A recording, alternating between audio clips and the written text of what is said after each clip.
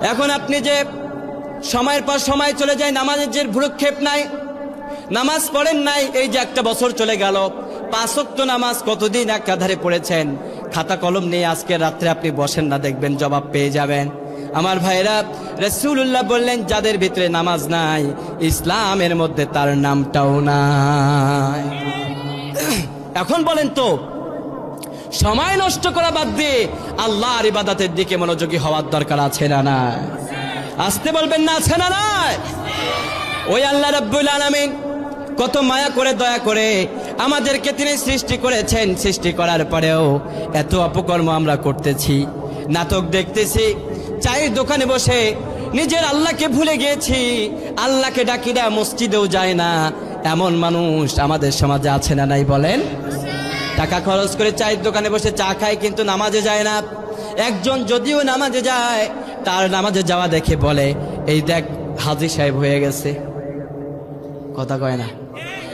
আবার ওদেরকে যখন আপনি বলবেন ভাই চলো নামাজে যাই, এতারা আবার জবাব দেয়, নামাজ না পড়লেও কি হবে, তোদের চাইতে আমার ইমান বেশি। ঠিক কিনা বলেন? এইরকম মূর্খ জবাব আমাদের সমাজে আছে না নাই?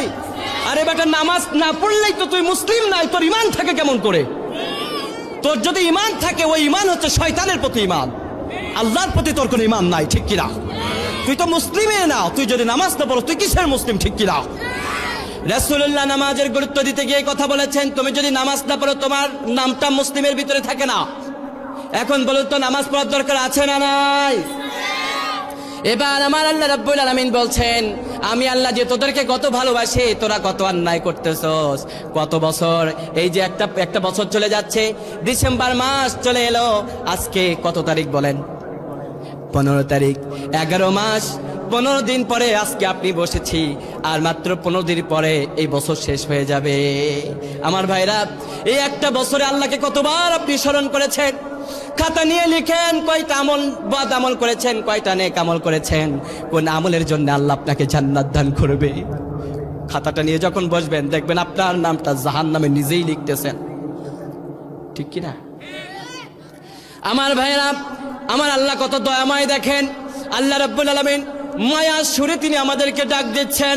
সূরাতুল বাকারা 2 নম্বর সূরা 28 নম্বর আয়াতের মধ্যে আমার আল্লাহ রাব্বুল আলামিন, আমরা যেমন আমাদের সন্তানদেরকে কলিজার টুকরা সন্তান বলে সম্বোধন করি, আমার আল্লাহর এত বৃদ্ধ আচরণ করার পরেও আমার আল্লাহ রাব্বুল আলামিন কত মায়ার সুরে আপনাকে আমাকে ডাকতেছে। সুবহানাল্লাহ বলেন। আমার আল্লাহ রাব্বুল আলামিন ডাক দিচ্ছেন, এই বাবারা কথা বলো কেন? চুপ, স্টপ থাকো, কথা বন্ধ। আল্লাহ রাব্বুল আলামিন বলছেন, আমার বান্দারা, কাইফা তাকফুরুনা বিল্লাহি ওয়া কুনতুম আমওয়াতান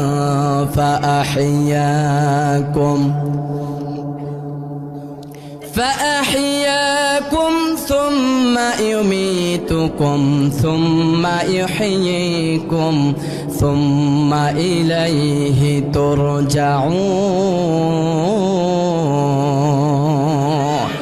আওয়াজ করে বীরের মতো বলেন, কথা কার?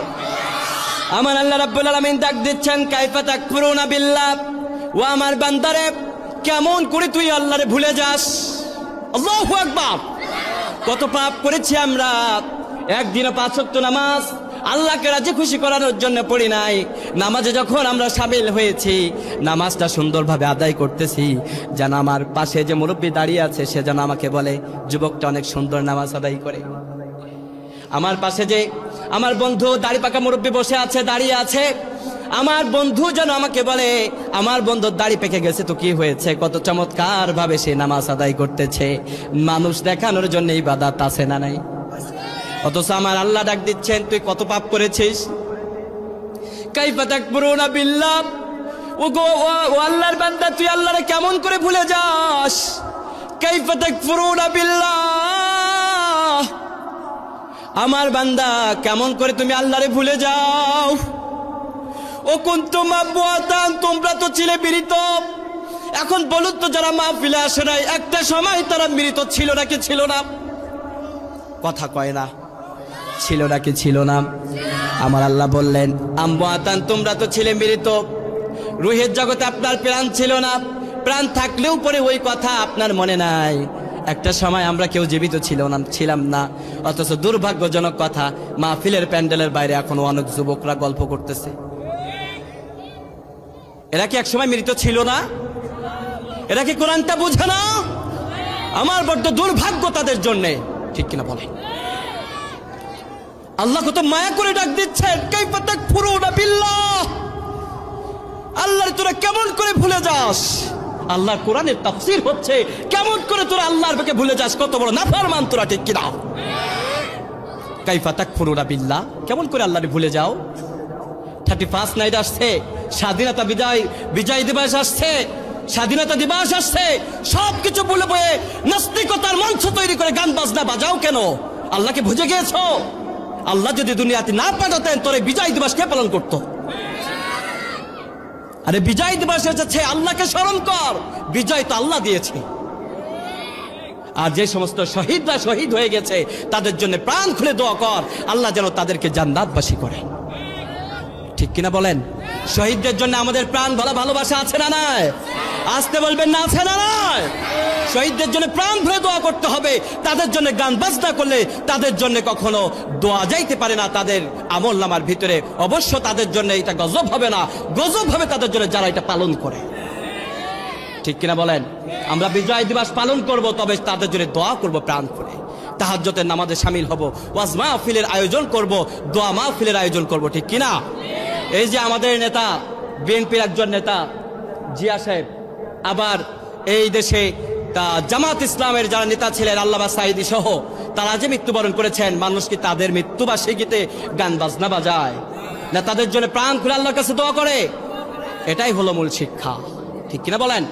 আমাদের এই বাংলাদেশে একটা বড় দল বিএনপি, তাদের যখন মৃত্যুবার্ষিকী চলে আসে তাদের নেতা, দেখবেন বিভিন্ন জায়গাগুলোতে দোয়া মাহফিলের আয়োজন করে, ঠিক কিনা বলেন? এটা হচ্ছে ইসলামের শিক্ষা। এদেশের প্রত্যেকটা দলের প্রধানটা হচ্ছে নেতা, প্রত্যেকটা নেতাই হলো মুসলিম, ঠিক কিনা বলেন? ভাইরা আমার, যেই কথা বলতেছিলাম, আমার আল্লাহ রাব্বুল আলামিন বললেন, কাইফা তাকফুরুনা বিল্লাহি ওয়া কুনতুম আমওয়াতান ফাআহইয়াকুম। জোরে জোরে বলুন আল্লাহু আকবার।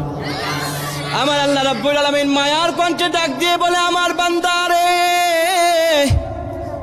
কেমন করে তুমি ওই আল্লাহরে ভুলে যাও? কেমন করে তুমি আল্লাহকে ভুলে যাও? ওয়া কুনতুম আমওয়াতান, তোমরা তো ছিলে মৃত, ফাআহইয়াকুম, এরপরে আমি আল্লাহ রব্বুল আলামিন দয়া করে মায়া করে তোমাদেরকে আমি আল্লাহ রব্বুল আলামিন ওই মৃত থেকে আমি আল্লাহ জীবন দান করলাম। মায়ের গর্ভে যখন আমি ছিলাম এক ফোঁটা নাপাক পানি হিসেবে, তখন নাপাক পানির মধ্যে কি প্রাণ ছিল নাকি? কথা কয় না? আপনার মতো